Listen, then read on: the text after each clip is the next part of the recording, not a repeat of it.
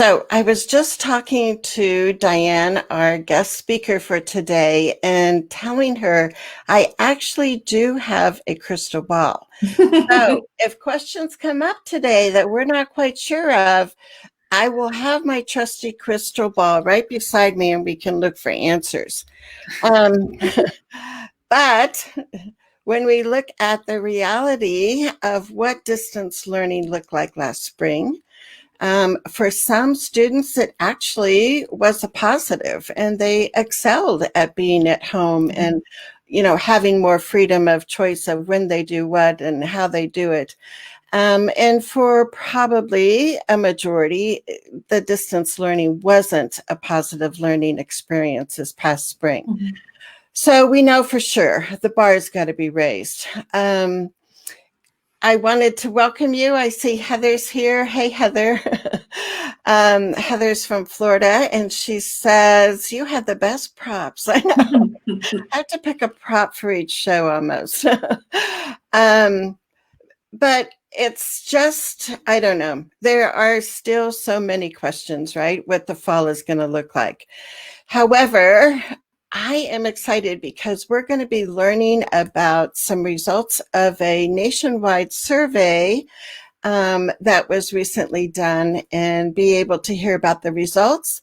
Also, a summary of the more than 10,000 comments that parents made about distance learning. If you are new to the show, welcome. I'm Charmaine Tanner. I'm a parent, a retired teacher, advocate, and host of our weekly The Art of Advocacy show here.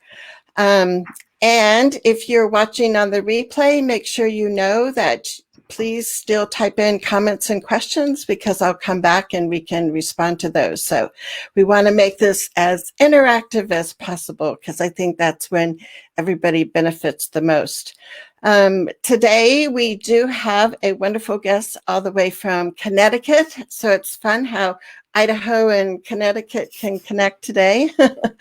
Diane Willcutts is an education advocate in Connecticut. She is well known. You probably have read several of her articles on the Rights Law website.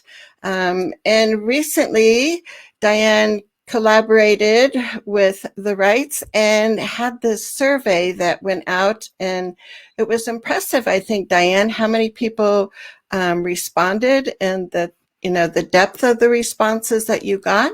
So welcome, Diane, to our show today. We're glad you're here with us.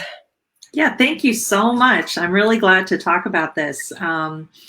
This was kind of a spur-of-the-moment survey. I had no idea what kind of response we were going to get.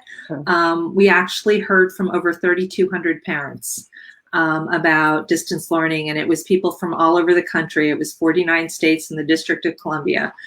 And initially, this came up because we were hearing from policymakers and different organizations of school district administrators who were saying, parents believe this and parents believe that. And it didn't sound like what I was hearing from parents. And I thought, well, let's get some data. Let's find out. And so initially they were, schools were closed around March of this year, pretty much across the board. It varied a little bit, but it was, for most of us, it was sometime in March. And for many schools, it continued to be closed through the end of the school year.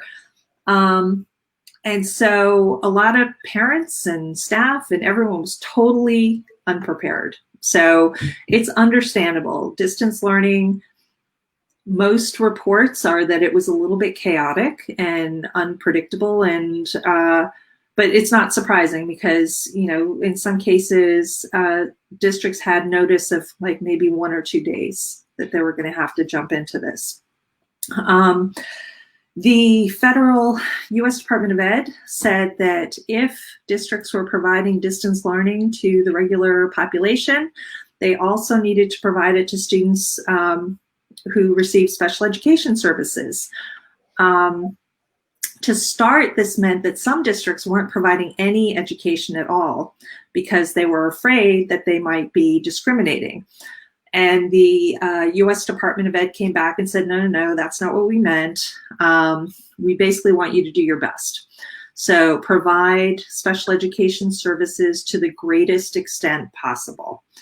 And so as part of all this, different organizations of special education directors, CASE and NASD, if you happen to know who those are, they basically came out with a request for waivers, and basically saying that the Individuals with Disabilities Education Act would no longer be in effect for a period of time. That was basically what it meant. And believe it or not, this actually made it into some legislation that wasn't passed, fortunately, but it would have. I think if all these parents weren't home with their kids and they were at work, we would have missed it and it would have passed. But since we were all home and had nothing better to do, we inundated Congress with letters, and there was this big outrage because they were saying, let's suspend IDEA for like a year. So, and so that was crazy. But these organizations of special education administrators were advocating for not having timelines for annual reviews, for evaluations, for due process hearings, and basically suspending a lot of pieces of the law that require parent input. Right. And they were even saying, though, that part of the reason for doing this is because those poor parents don't want to be in virtual IEP meetings. It's too stressful for them. They just will refuse to do it. And so we would miss timelines simply because the parents are refusing to participate in IEP meetings. And I thought, that doesn't make sense. That wasn't what I was hearing from the parents I work with at all. I was hearing parents wanting IEP meetings and the school districts were saying no.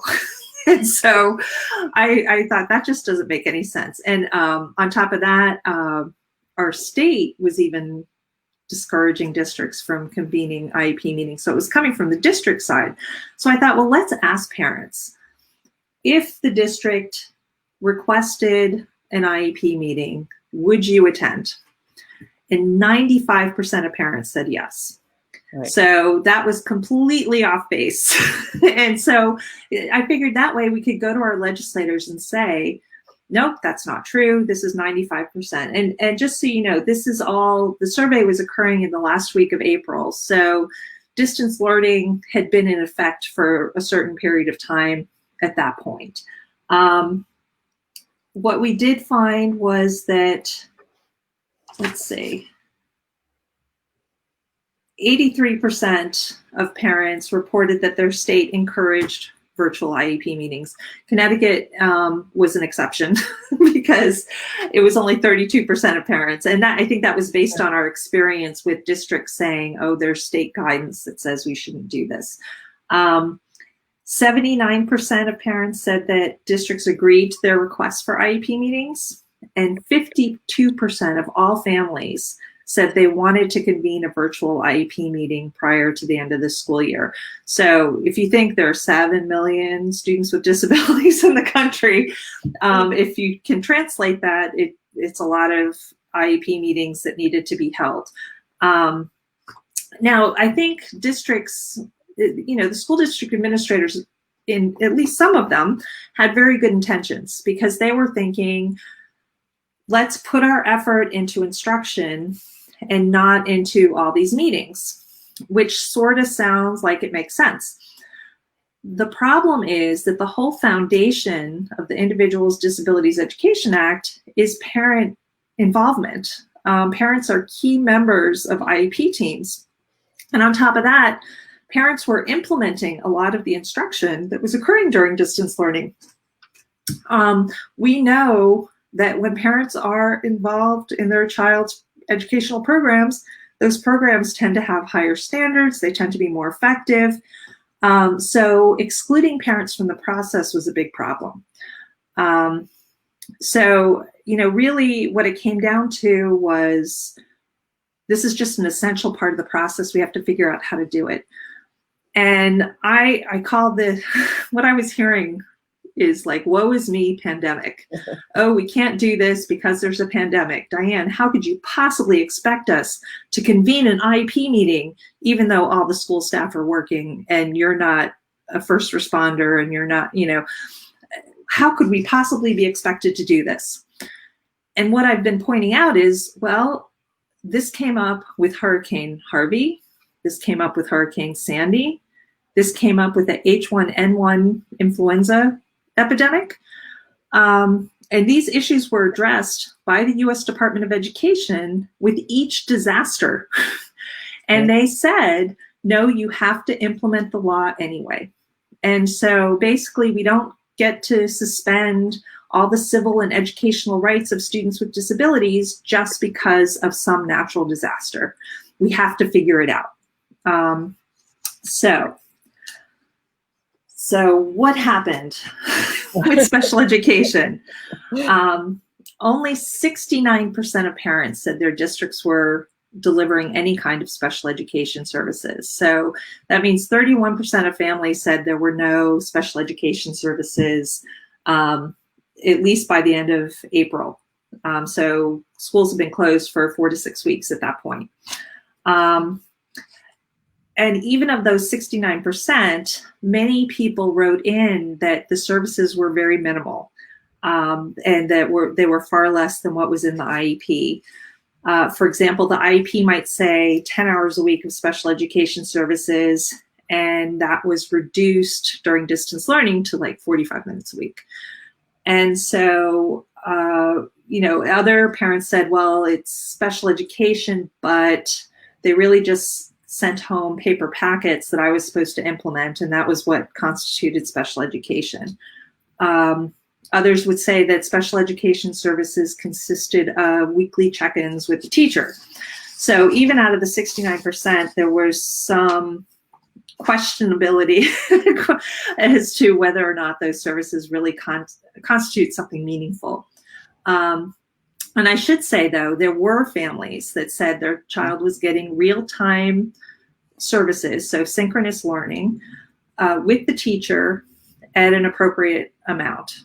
So that was occurring in some cases. It's just the vast majority of the comments that we were getting said that that was not the case. Right. Now, regarding synchronous instruction is real-time instruction with the teacher. Only 38% of parents reported that their students got any kind of synchronous instruction. So that means that 62% did not. They were doing packets. They were looking at YouTube videos. Sometimes the teachers would record themselves with instruction, but it wasn't interactive. Or they were getting online assignments where the kids would work on the online assignments on their own, usually with a considerable amount of parent support from what I was hearing. Only 20% of families said that distance learning was going well at that point, and this is 4 to 6 weeks in. But there was a statistically significant difference between the families where the child was getting synchronous instruction versus where they weren't. So there were many more students who were getting synchronous instruction where the family said it's going well. I think it was about 64% versus the 20%. But even so, even of those who are getting some sort of synchronous learning, a large percentage were still saying, no, it's not working. It's just that it was working better. So only 8% of parents felt like their kids were progressing. Yeah. And 49% reported regression. So that was really significant. But again, there was a difference between synchronous learning versus asynchronous learning. With the synchronous instruction, it was only 29%. Well, 29% reported their child was regressing. So it's still a significant number, but there was a difference that sort of led us to, it was important information for us to have. The other thing to take into consideration is there was a wide range in terms of what the synchronous instruction looked like. Right. You know, what was the length of time? what did they know how to do distance learning? Yeah, and Tiffany had a comment. She said, how effective was the synchronous instruction? Right, and that we didn't capture in the survey. People were giving a lot of comments, Right. and some were saying their kids weren't able to access synchronous learning. I mean, they may have had, significant cognitive disabilities. They might have had attention issues. They might have behavior issues. They might be nonverbal or need services that require physical in-person services. So it wasn't working for everyone. There were also issues with teachers not necessarily being trained in the platform. And so it didn't necessarily go as smoothly, or the teacher wasn't trained in distance learning, Right. which is different than teaching in the classroom. Right. So there, it sounded like people were doing the best they could, but it just wasn't necessarily the quality that, or the quantity that might have been needed. We are planning to do another survey later towards the end of this year that hopefully will quantify some of that information, because we got so much in the comments. I mean, there were about 10,000 comments out of 3,000 people. It was 11 questions. We had 10,000 comments. So it was crazy. People felt very strongly about this.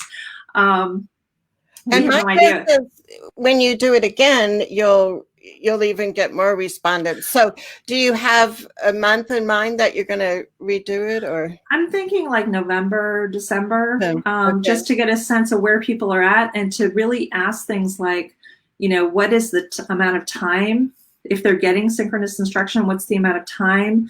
Is it one-on-one? Is it a small group? Is it a full class? I mean, I would love to see a full class getting synchronous instruction. I know for platforms like Zoom, the teacher can mute everyone at once and make it so they can't unmute themselves.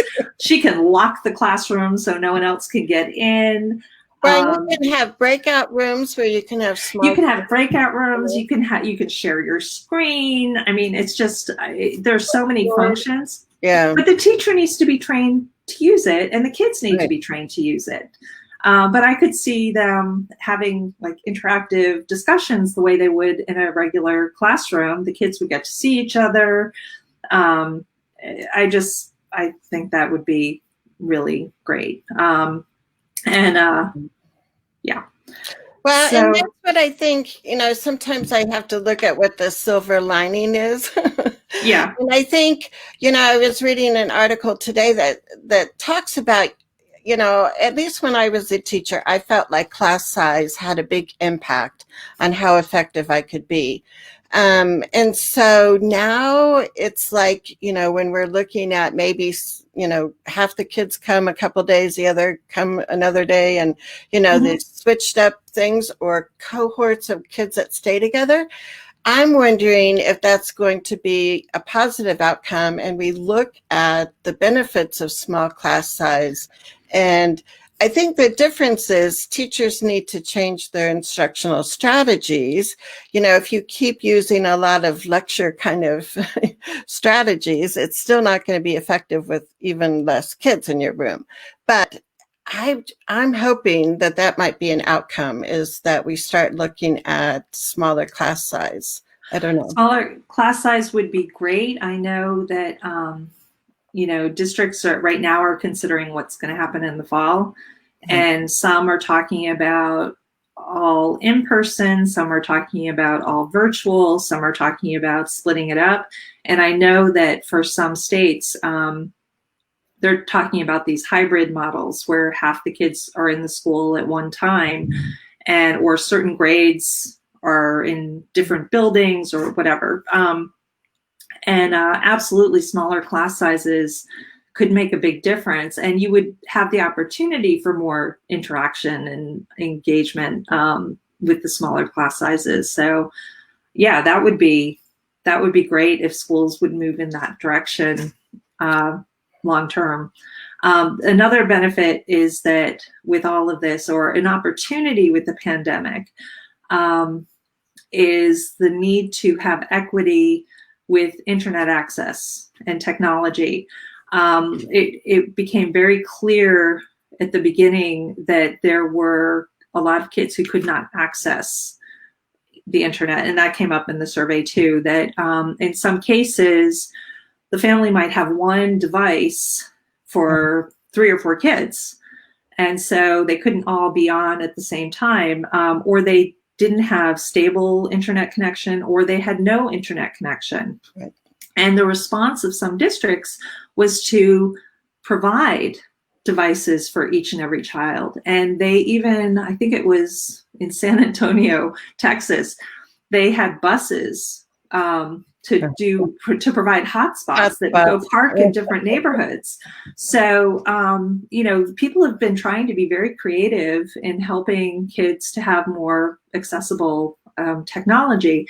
And I feel like this really should occur regardless of distance learning. I mean, we should be making sure that every child has, good internet access, regardless. That should be part of our education. And, and going forward, states got a certain amount of money related to the CARES Act, which was an economic stimulus bill. They got money that was earmarked for education. I would love to see a percentage of that money spent on ensuring that all students had access to technology. And to the extent that we're going to have to continue distance learning, which is likely to happen at least part of the year, or depending on what state you're in, let's spend the money, let's invest the money. And right now I know that there is a bill being considered in Congress where they're trying to provide more funding for special education as well through additional dollars. And that could be a really good use of that money. Right.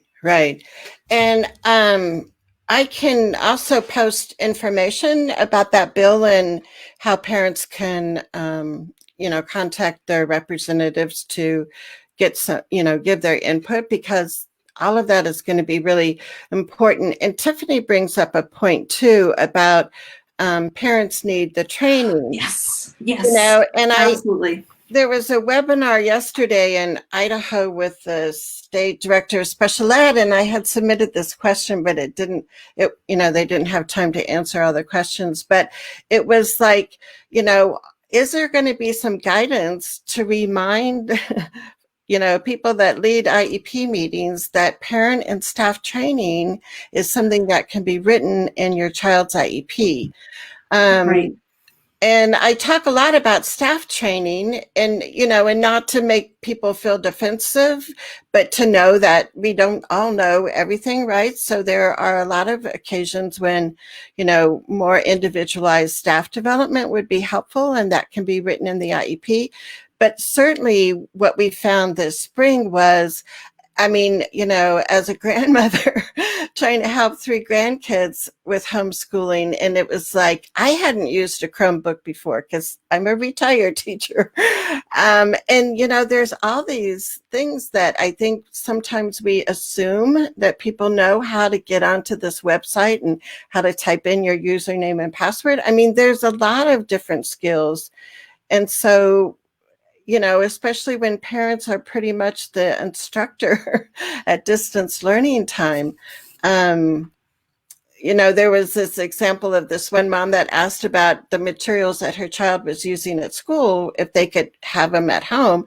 So the teacher was great. She packed up all these manipulatives and everything and, sent them home. But there was no instruction about, these are nice cubes and base 10 blocks, but what do I do with these? So there's a lot of parent training that I think could happen that would make parents feel more confident, Right. And I know parents in the survey were asking for training as well. They were saying, listen, I'm the special ed teacher, I'm the OT, I'm the PT, I'm the speech and language pathologist, I'm the behaviorist.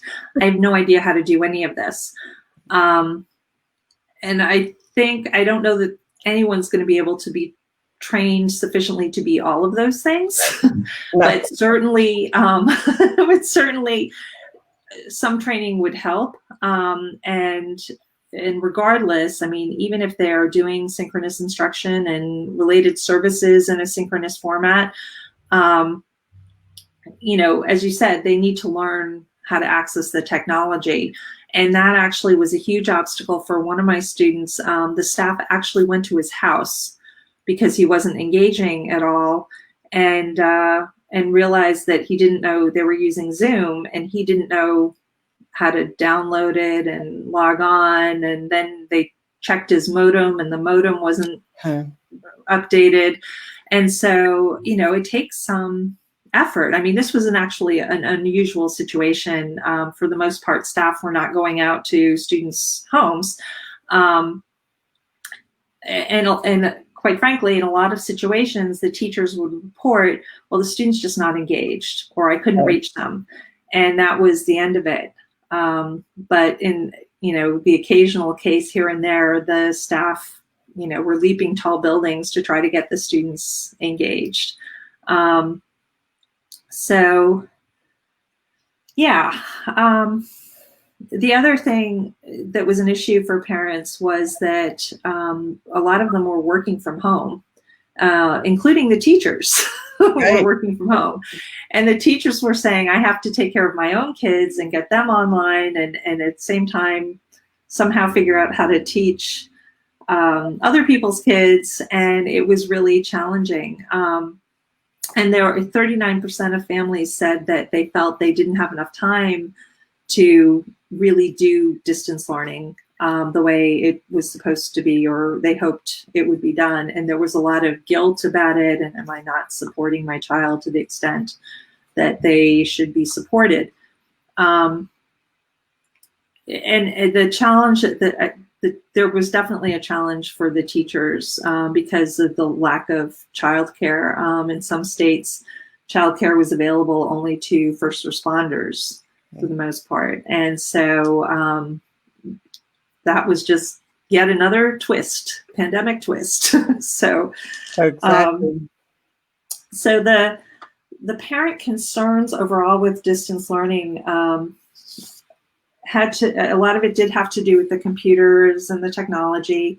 The teachers themselves, we had some teachers who were also parents who reported in the survey, and they too were saying, listen, I don't have a device that works well. I don't have the internet access I need. There was a concern that the computer information wasn't in the native language of some families. And the setup didn't work for students with certain disabilities. If I had a student with really severe intellectual disabilities, teacher interacting on camera didn't work. And so that was actually something we were talking about before the show, is there were some instances where pretty much no matter what the district provided, the child wasn't going to be able to access it if it's online. And it had, even apart from, even if the district provided the device, provided the internet access, provided the training, offered real-time synchronous learning, there were some kids who just couldn't benefit from it.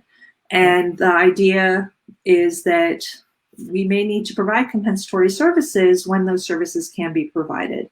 And I know that that's a whole other controversial topic. I don't know if you want to get into that right now. I think it would be helpful to talk about, because I think parents need to know a little bit more information about it so they can make really informed decisions. Is this something that they think is, a concern that they want to pursue?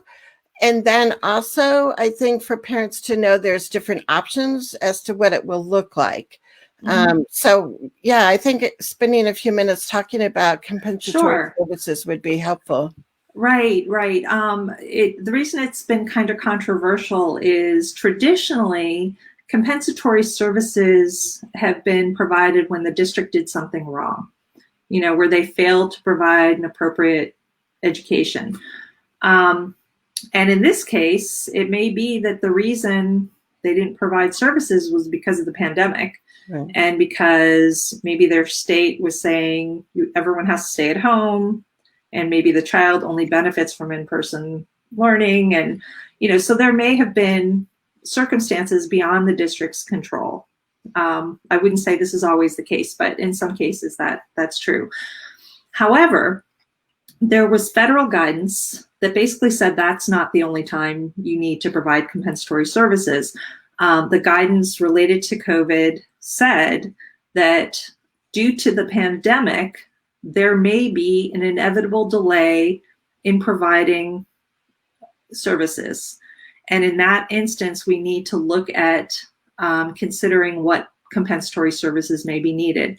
So they specifically said that there are circumstances, even if the district didn't do anything wrong, where we still need to look at compensatory services. I've been hearing from districts that we don't think we should have to provide them. We made available virtual instruction. The child just didn't access it. Right. And or we did the best we could. We provided 50% of what was in the IEP to the child because that's what we had available. And we shouldn't be punished. You know, they're viewing it from the adult perspective. Did we do what we could? Should we be punished? It has nothing to do with the adults as far as I'm concerned. We should be looking at the child's needs and saying, did the child get what they needed during this time? And if not, how can we make it up? You know, what can we do about it now? And it's not just, did the child regress while the school buildings were closed, because the child should have been making progress during this time. We don't have IEPs just to keep the child at the same level as they were, you know, 3 months ago or whatever. So we should be looking at that and seeing what do we need to do to provide it. Now, districts or various organizations of school district administrators are sort of raising the alarm and saying there are going to be all these lawsuits and due process hearings, and it's going to cost us so much money, and gee, federal government, can you protect us from all that? And my feeling is that if they just provide the services that are needed, there is no complaint, there's no hearing, there's no lawsuit. So let's just focus on the child and what the child needs to do, or what the child needs, and figure out how to do it. Let's not argue about whether or not to do it. Let's just figure out how to do it. And I find that we can often be very creative and come up with solutions. For my kids who need in-person services, what we were finding is that there were some private organizations that were, say, offering in-person speech and language therapy with social distancing, with or without masks. Some private tutoring was doing in-person. The district might have had a policy, though, that they weren't going to do it for whatever reason. And so we encourage families to say, okay, district, we totally understand you can't provide this right now, but this is what my child needs, and we can get it from this private provider. And so would you pay for that? And that's a totally fair request. The thing I let families know is that if they are going to pursue private services, to send a letter to the district up front, 10 business days beforehand, to let them know that you're doing this because the district isn't able to provide those services at this time, and that you're going to seek reimbursement. Sometimes parents go ahead and do it and then try to get reimbursed after the fact, and that doesn't work out a lot of the time. No. So, but yeah, so the compensatory services piece is going to come up.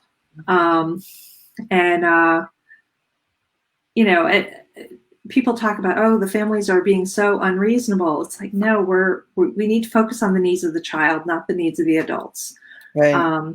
And see how it all turns out. Oh, I think so. And Heather said, thank you for pointing out and clarifying that it has nothing to do with the adults, the district. It's just the nature. And it's not just a matter of fault. Yeah. And I think, parents are just going to have to weigh this as far as, if they want to pursue asking for compensatory education. One of the suggestions I have is to look at your state guidance, and I can I'm putting together some resources that I'll email out on Tuesday, so I should show you this. So if you want to type the word tips in the, I'll be sending out some resources and show notes. But so there are a couple places that have like the 50 states and the links to their guidance. Idaho just recently released ours. It's guidance to districts. Like that's going to be what a lot of states do. And your own district, if it's a local control state, will make individual decisions. But I was pleased to see in Idaho's guidance that they do talk about holding meetings and having discussions and making determinations on compensatory services. So even by looking at that, even if it's just guidance, it's not a rule for districts, but still, I think parents could go back and say, if you look at our state guidance, even in the state guidance, it mentions compensatory services. So, right. We have to look at, I think, a variety of avenues as to kind of, the rationale for why this needs to be. I think OSEP has said all along that those are going to be individual IEP team decisions. So that's an option that's available. So the other thing I've been wondering about, Diane, and I'd love to hear your thinking is, for students that maybe had their annual review last spring, but for whatever reason, there was agreement to hold the IEP in the fall instead.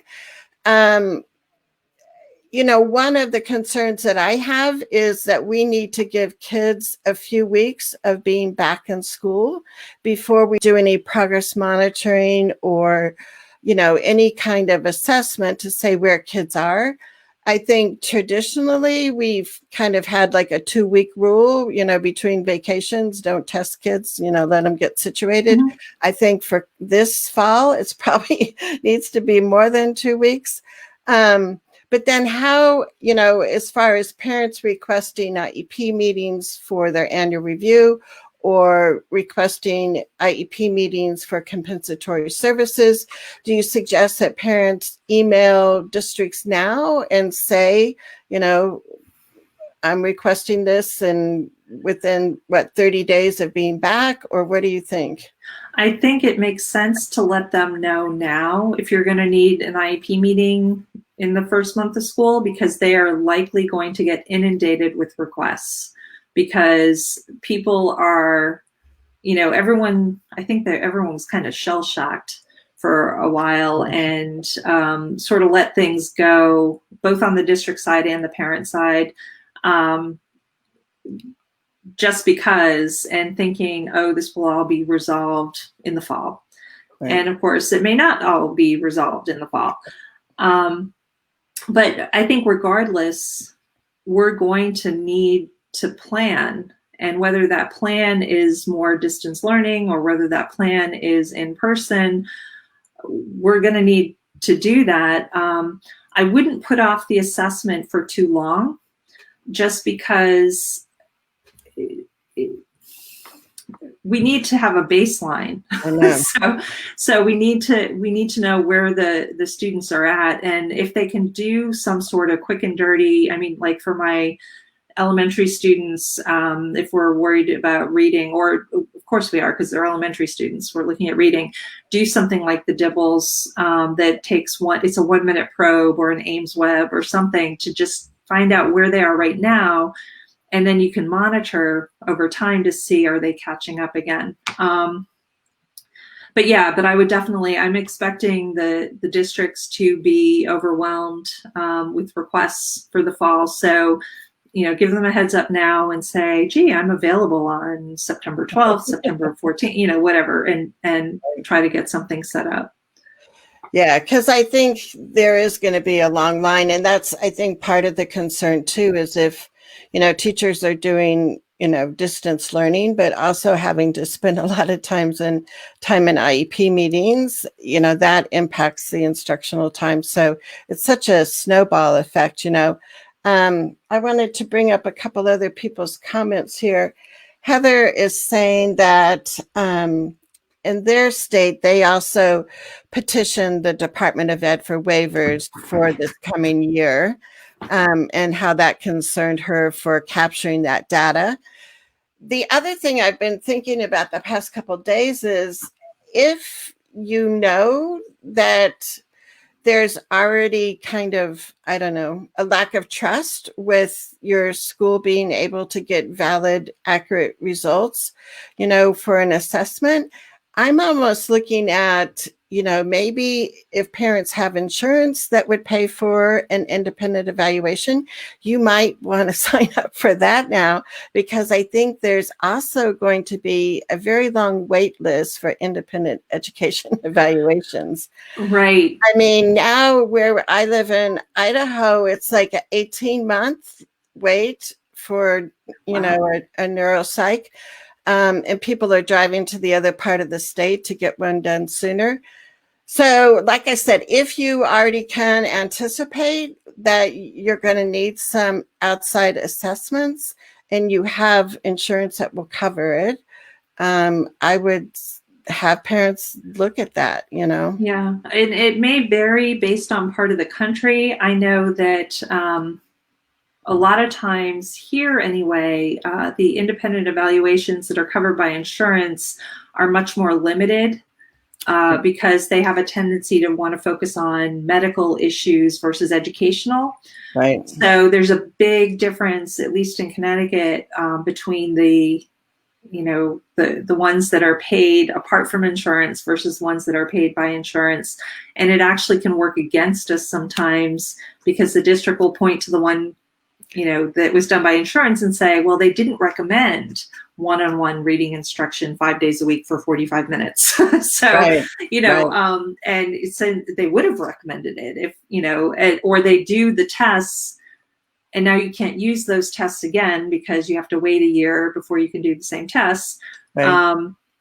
So just to weigh that, I mean, I would ask advocates in your area or different disabilities organizations what their opinion is for your area. The other thing to keep in mind is if you go ahead and get your evaluation done first and say the district hasn't evaluated in 2 or 3 years,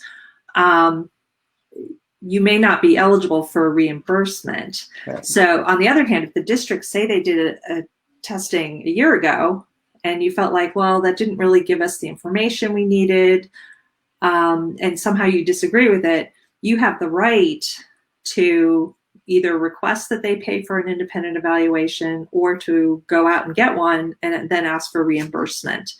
Oh. So just to kind of keep that in mind, that if they've done testing, and actually in Connecticut, the statute of limitations is 2 years. I think in Texas, it might only be 1 year. It varies. I think 2 years is the standard number, but I know that some states may vary. So check with your state, but you want to make sure the independent or that the regular eval was done within the past statute of limitations period. And then consider trying to get the district to pay for something. Right. And those are have so many intricacies and really depends on your individual case. Yeah. So, parents can contact their parent training and information center absolutely. In the state, or a lot of ARCs have advocates or, independent advocates, But yeah, because there's so many things, and that's something that you want to really be strategic about, because you don't want to do something that then down the road prevents another option being available for you, Exactly. So Tiffany was saying we could also ask the district, right, to reevaluate, and see. So yeah, I just think for a lot of students, especially students that have annual IEPs or triennials that are coming up this fall, that assessment is going to be important. And, you just want to make sure your child is in a place where they're going to, it's going to be a good testing situation, and you can get good, valid, reliable results from it. Right. And I know that's Another concern people were asking about, can we do virtual evaluations or do they need to be in person? And different test publishers are coming out with different interpretations of that. Some are saying, yes, you can do it virtually. Some are saying you can do it virtually, but you have to consider it a non-standardized version of the test, and you have to note that. And others are saying, no, you have to do it in person because that's how we standardized it. We standardized it on in-person testing. And what I would recommend people consider is how valid is the hearing officer likely to consider those results to be valid? Right. So, and whether you ever end up in a hearing, chances are you won't, but that's how I would decide, because I always think of planning for the worst case scenario. So if I get an assessment done virtually and the district says, oh, those results aren't valid, we're not going to follow any of the recommendations, and say there's a disagreement and you decide to go to a due process hearing, is the hearing officer going to agree with the district or not? And I feel like I'm not sure I would want to take that chance.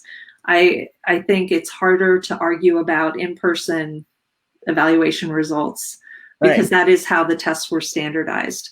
But everyone, it's all an individual decision. Yeah, and it's hard. I know I've had a family this summer be able to get independent testing, and the learning center had the plexiglass and mask and things, but that was still a little bit better than a virtual test, but still that changes a few of the testing conditions too, right?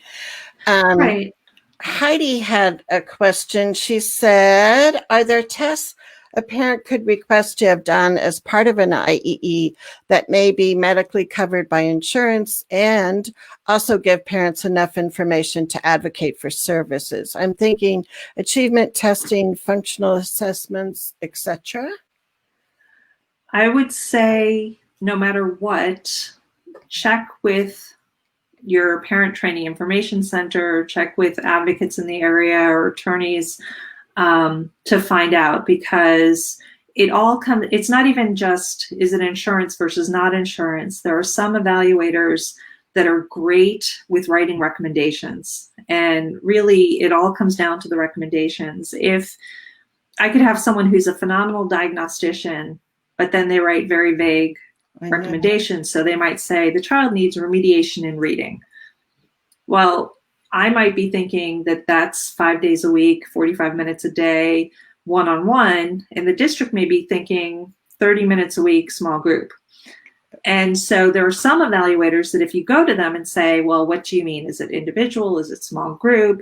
What type of instruction? What's the frequency, duration? Some of them will actually say, no, I won't answer those questions. Right. I leave that up to the school district to decide.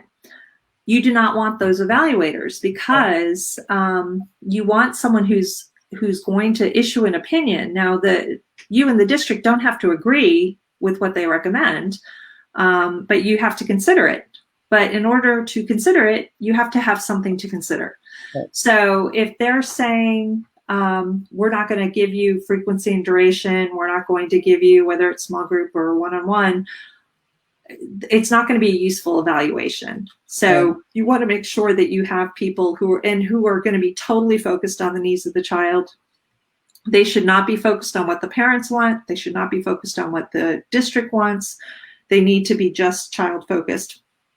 And I tell parents all the time, an excellent evaluator may or may not agree with you.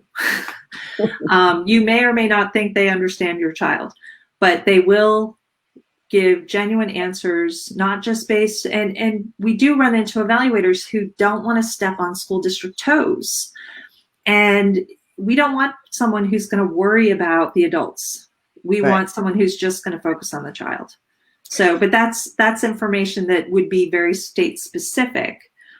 And so that's why I say talk to everybody and find out. And in particular, advocates will know whose or attorneys will know whose evaluations they could defend in a hearing and who's a good witness and all of that. Right. And that's what I found too is, if there aren't clear specific recommendations, it's not that helpful of an evaluation for anyone on any, I mean, it's not going to help parents know, what Right. to do at home. It's not going to provide suggestions for educators or private therapists. So yeah, those kinds of tips, I think, about finding, an evaluator that's going to be child focused, that's going to have, specific recommendations are really important. So I'll be putting a summary of our show today with the different tips that Diane's been giving us. So if you'd like to get that, just type tips in the comments, and my IEP bot should be awake and help you get there. I also, before I forget, because we're kind of getting close to the top of the hour, I wanted to give you Diane's website. So educationadvocacyllc.com. Or if you would like to email her, it's Diane at educationadvocacyllc.com. And like I mentioned, her survey and some other articles that she's written are on rightslaw.com. So go over there, and the new article is the summary of the survey. And that, I guess, will also be where you'll announce the fall edition of your survey. Yeah. So yeah, I'm really excited about it because we got so much information in the comments that I thought, well, I wonder what percentage of parents agree with this. I mean, we've got a lot of comments about, wanting more teacher communication and wanting things in a native language and all of that. But how, what's the percentage? And also to tease out what disabilities we're talking about, because I found that some of my kids with really major attention issues maybe didn't do as well on virtual learning, but the kids I have who had a lot of anxiety about school did great with virtual learning. And some kids liked it just because they could go at exactly their pace. And, so it'll be great to get quantitative information about that. Oh, for sure.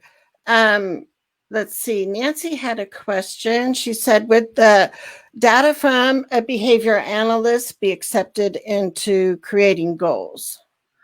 I think that would be important to consider anyway. So if a behavior analyst told us that, say, the child is on task for a 4-minute period, that's their average time on task, we could develop goals to try to increase time on task.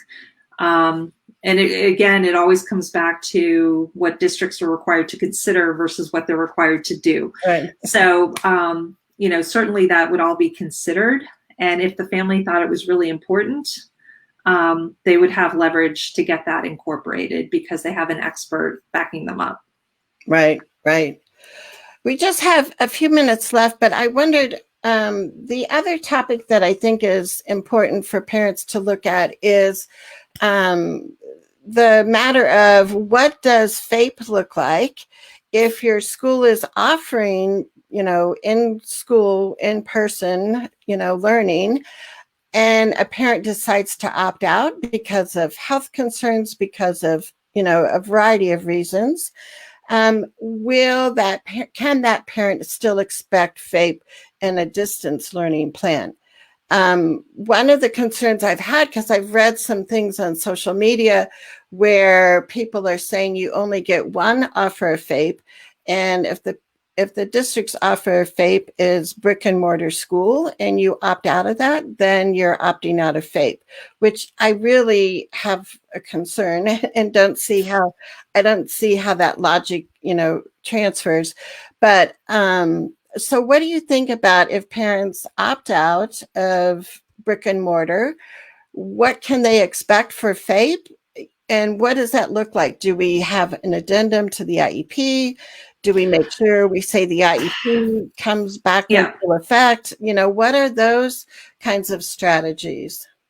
Right. Well, my feeling is if all parents have the opportunity to opt their kids out of just or in-person learning, then students with disabilities have that same opportunity, and that no matter what you do, FAPE is not waived.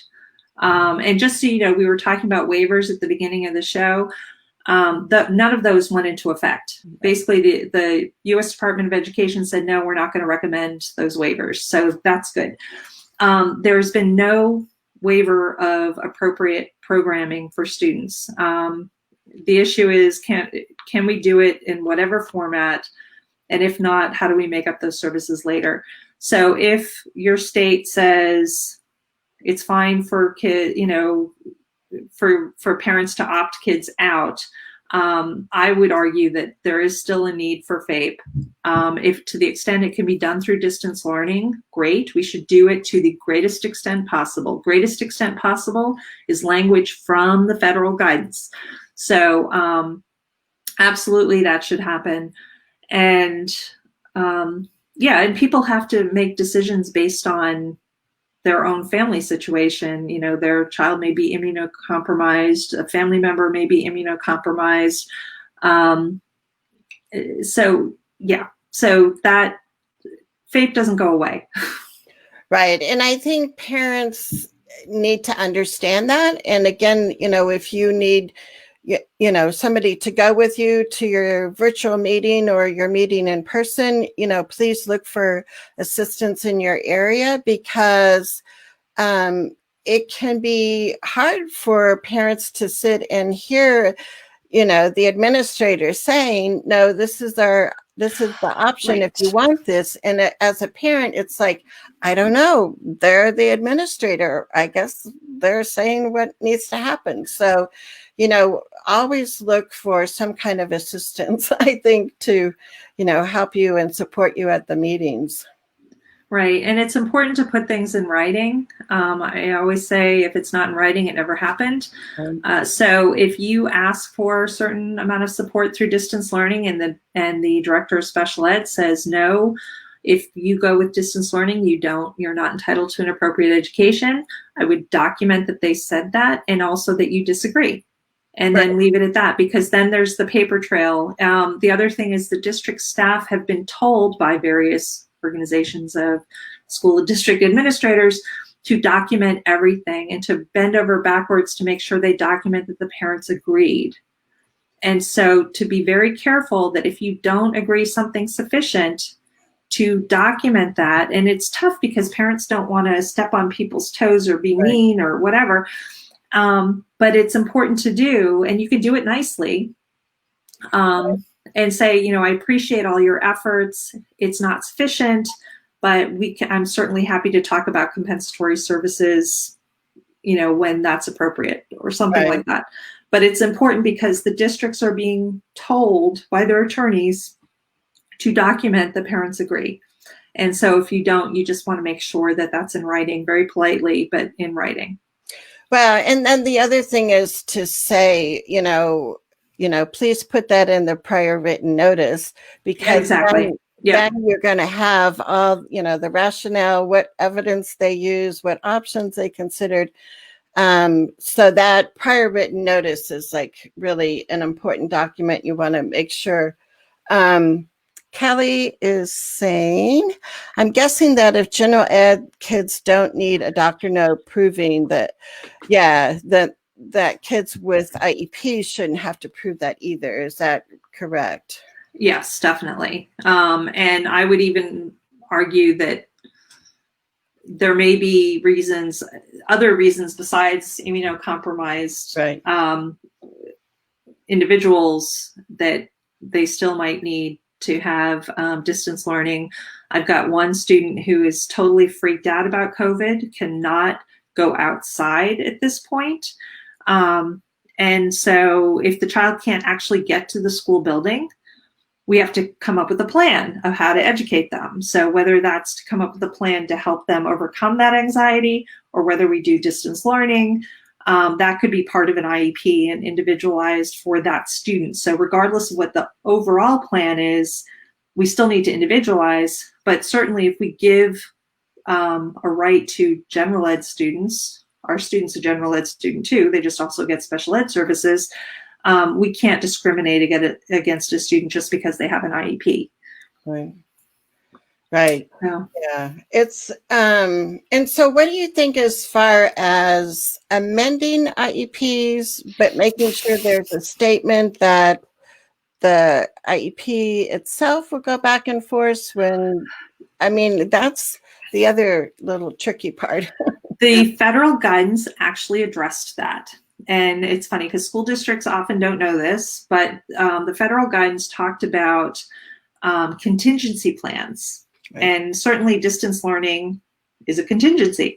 So you can develop an IEP contingency plan, and I'd say it should be part of the IEP, right, to be in effect during distance learning. And then when distance learning is no longer there, it goes back to, the traditional IEP. But it should be part of the IEP because otherwise there are no procedural safeguards. Parents don't have to be involved. Technically, prior written notice isn't needed. You can't necessarily challenge it if you don't agree with it. So it needs to be part of the IEP. Yeah, and I think it's important that parents know that that's developed, with an IEP team. I know in the springtime, because of how it closed down so quickly, some districts were just sending home this language that was unilateral just by the district. And it's like, no, actually, we get input into what this language is. So that's another thing. But I think, we need to remember that you can only hold the school accountable for what's written in your child's IEP, and the language has to be specific. If there's big loopholes, then you can't hold them accountable very well. Right. So all of that's going to be another terms. Yeah. Yeah. And someone was asking, will the contingency be considered a change of placement? And I would say it is a change of placement. However, it's not necessarily the stay put placement. So it's a change in placement for the contingency, which means we have to have an IEP meeting, or at a minimum, we have to do an amendment to the IEP in writing if everyone agrees. But we have to do it through the IEP process. And just so you know, the federal guidance has been very clear that this is done through the IEP process. There was a big push from school district administrators to not have the distance learning plans be part of the IEP, but that waiver was not granted. So they are supposed to be part of the IEP. Yeah. So, and I think, last spring we accepted ones that were, not as robust as what we need to accept this fall. So I just love talking with you, Diane. I'm sure we could go on for hours.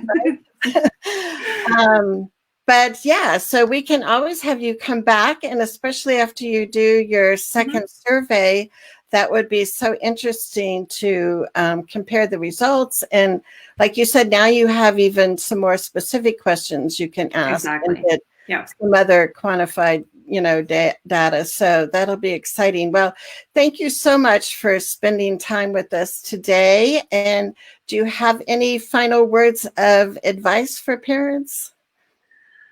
No, other than keep speaking up for your kids. Yes, absolutely, to be polite, but if you disagree, say you disagree. Remember to put things in writing and see what happens, because sometimes that alone can make a big difference. Oh, exactly. Well, thank you all for being with us live and or on the replay. Make sure that you know that you can come back at another day and write in a question, and I'll circle back to answer and respond as best as I can. I invite you to put Thursdays at noon Mountain Time on your calendar. We always have some wonderful guests or exciting topics that we discuss. So I am Charmaine Tanner. Thank you for being here. I am passionate about helping parents and educators so we can collaboratively come up with some wonderful solutions based on the individual strengths and needs of our kiddos. So thanks for being here, and we shall see you next Thursday. Bye-bye. Okay, thanks. Bye.